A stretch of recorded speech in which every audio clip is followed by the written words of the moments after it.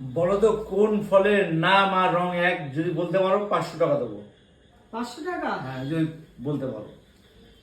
কোন ফলের নাম আর রং এক। রং এক? হ্যাঁ, যদি বলতে পারো 500 টাকা দেবো। ফলে তো সব কটাতেই রং আছে। আমি বলেছি বন্ধুরা, কোন ফলের নাম এবং রং একই, যদি বলতে পারো 500 টাকা দেবো। আপেল।